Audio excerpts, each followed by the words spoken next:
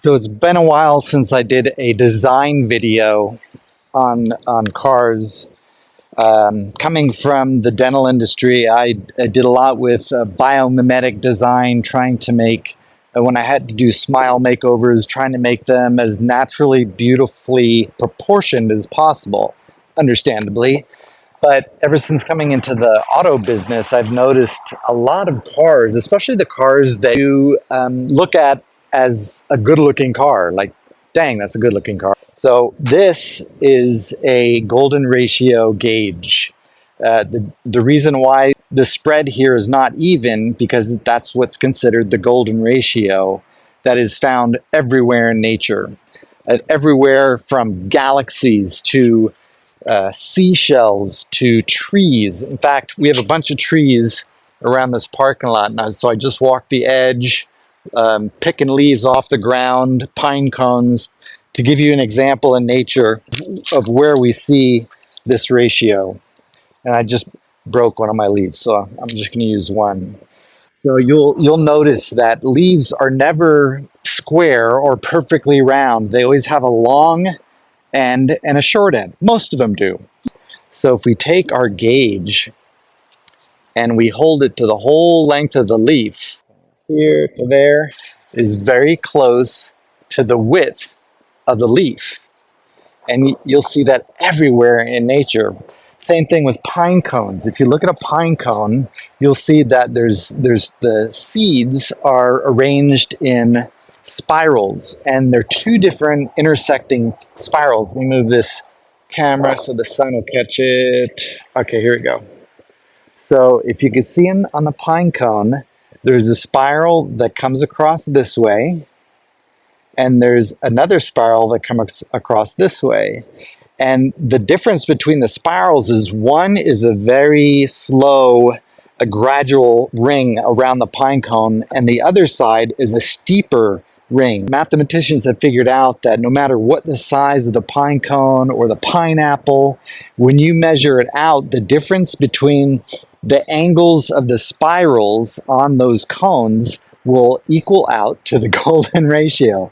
So if you mathematically divide it out, one is going to be 1.6, the other is going to be 1 in the golden ratio. And you can see everywhere in nature, from the design of the face. Like I said, when I used to do teeth, it was in the ratio of the size of teeth and the width of teeth, everything. Even on your finger, if you take and you look at the distance between the knuckles, how they'll divide out to be the golden ratio. It's everywhere on your body. It's everywhere in nature. So I've noticed when I'm looking at cars that there are an awful lot of cars that when you look at it, you'll say, hey, that's a good looking car. Why is that such a good looking car?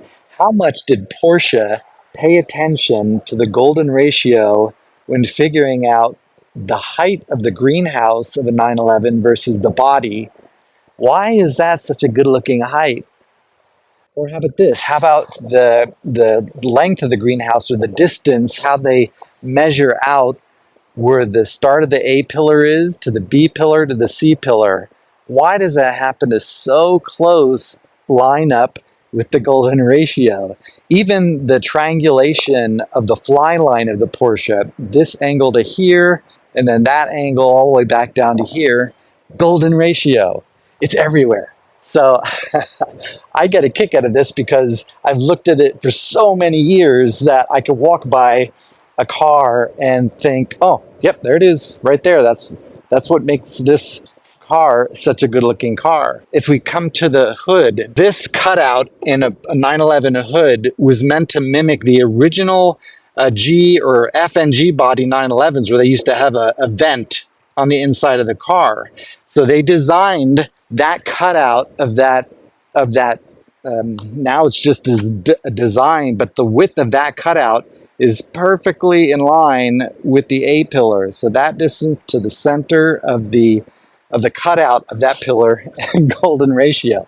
There's other smaller ones on the front of the headlights, from the distance, the width of the headlight compared to the center of the car.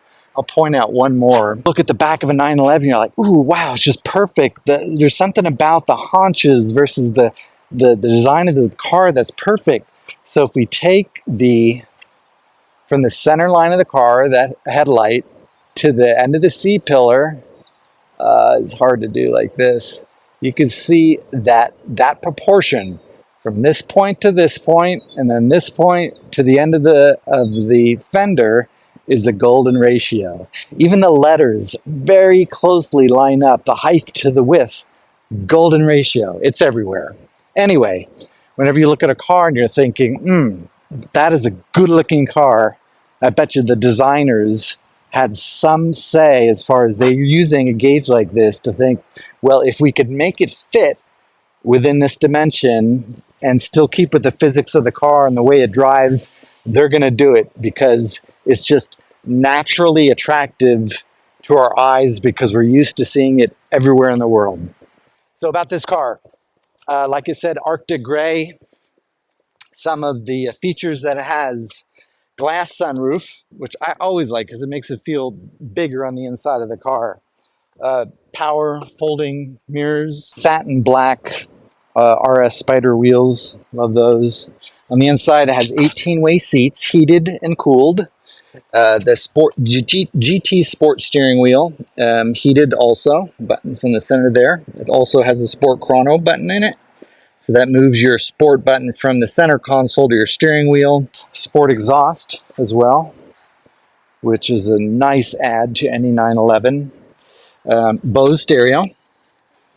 Other than that, it's a pretty mild build. They didn't go too crazy. It just has the basic leather interior, which includes just your touch points of your seat surfaces, center console, where your elbow goes here, and the door and the grip, and the steering wheel. But everything else is molded plastic or fabric.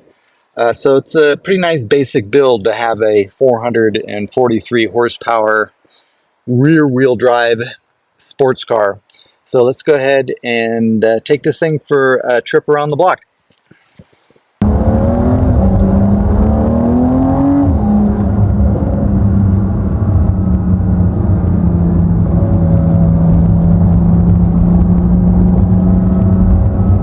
Oh no, we have a jaywalker. Go on, sir. Go on, sir. Don't mind us. Just walk a little slower.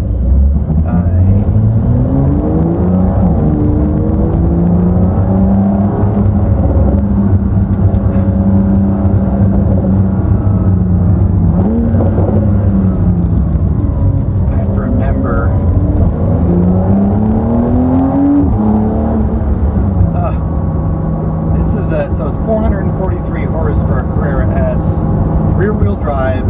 It pulls so strong. I don't know. I think for just a road car, even the bass. Man, I drove the bass, and you can barely get, like right now I'm in fourth gear, but I'm in manual mode, and I would drive around in third gear just to hear it sing a little bit more.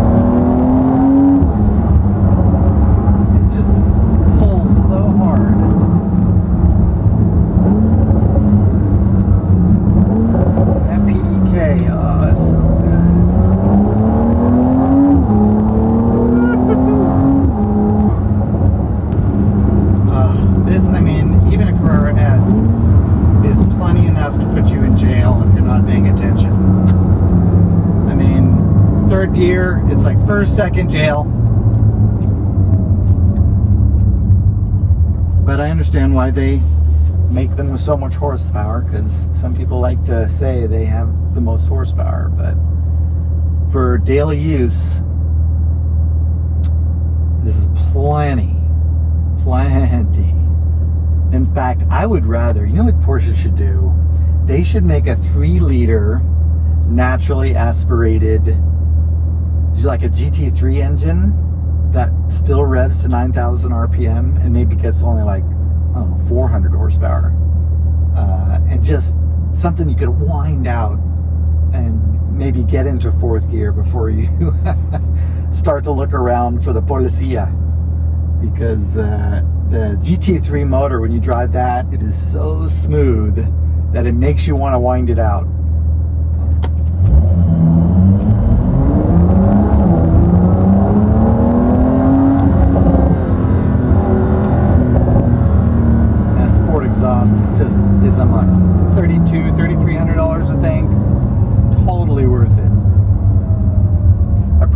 to taking a test drive at 3:30 in the afternoon though, because there's a lot of traffic.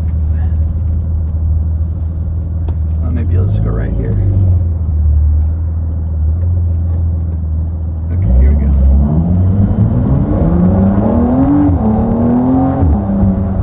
And that is it. That's all it takes until you're doing 50 miles an hour. Ah, so nice.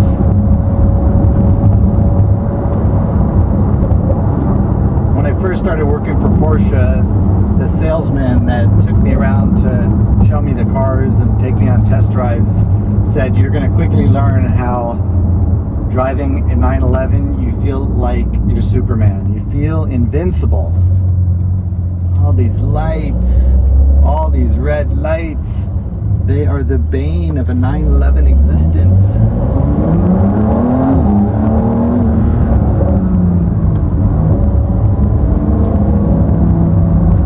Everybody going home from work, stopping me for my cruise.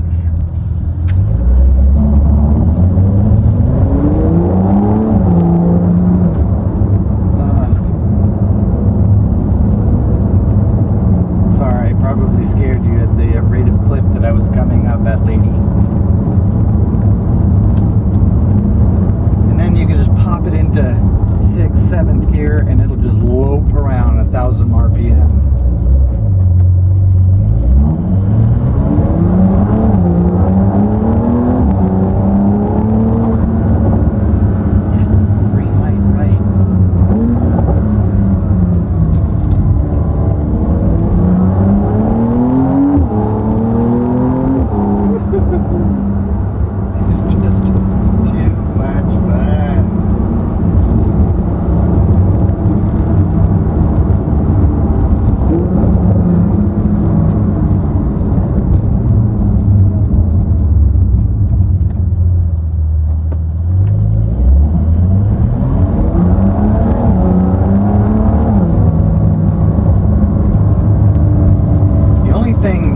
I would do to this car is have it order it with PASM, or you could probably retrofit it with some either adjustable shocks or something. To me, it just because PASM lowers the car by 10 millimeters, it just looks a little bit better. Just 10 millimeters makes a difference.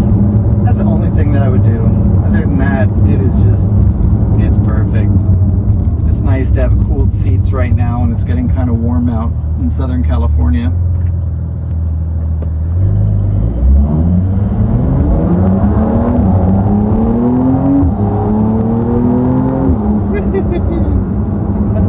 It's your own personal roller coaster.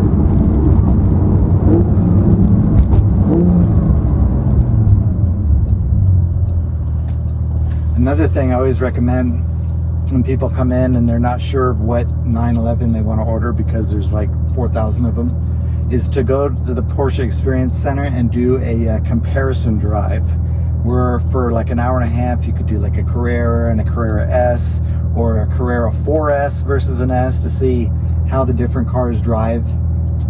4S, you can definitely tell the difference, especially when you're driving it in any kind of spirited manner, because it has more pull. You definitely feel like the car is pulling you along than pushing you like the two-wheel drive.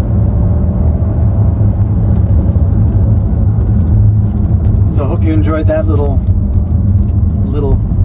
trip around the neighborhood. Let's go back to the store and talk about price.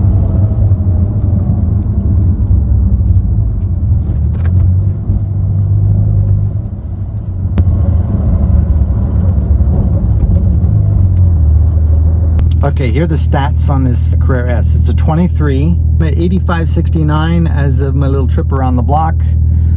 It is listed at $150,000. The way all pre-owned cars are sold at Porsche Irvine, it's done by means of a computer system. So you put in the information of how many miles the car has, the build, everything, and then the computer system tracks all around the country and sees what the cars are selling for in all markets, private party, online, offline, auction, whatever.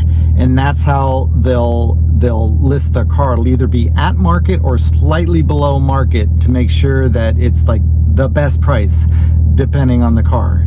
And so the price will fluctuate depending on the car and how long it sits. So if it's sitting for a while, the price will tick down over time. But 911s usually don't sit around. I'm not in sales. I'm in the marketing department, and I also help people learn how to use their cars after they purchase them. But it's a certified pre-owned car, which means it has an additional 2 years on top of the manufacturer's warranty. So that means till 2029, this car will be certified till, or have a warranty until, and it has unlimited miles. So they do a good job. Porsche does a really good job of backing up its vehicles, especially in the pre-owned market. And so if you want to come check this out, this Arctic Gray car, it's available here at Porsche Irvine.